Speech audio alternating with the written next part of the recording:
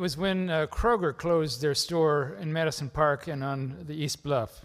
And I live in the East Bluff, and so that became, a big void in terms of the East Bluff. So a lot of us got together. We met at the Peoria County Health Department. So we talked about what we're going to do, and there's all kinds of ideas flying around. They were all tough, because there's a number of stores, as Jahan mentioned, that were here at one time and they left, right? So then came Chuck Brown with an idea. And he started pursuing this, and I came down and met with him and looked at his vision. I thought, wow, that's pretty ambitious. But you know why this is going to succeed?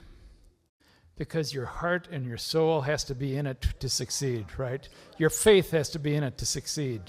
That's the difference. The other stores, they make economic interest, or, decisions, and they just kind of check it off and they say, no, that one's gone.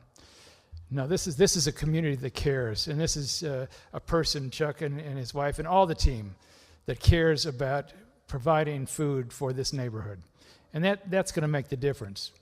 And then what happened was that Governor Pritzker, not because the legislature asked or because anybody else brought the idea, but it's because he was proactive and said, we've got to do something about that.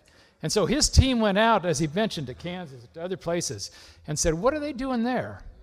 And this idea was brought back, and he mentioned the legislators that sponsored this, and it passed, I think, unanimously in both chambers because it was something that was needed. And so you have people that have their heart and their soul in this. Thanks for watching this video.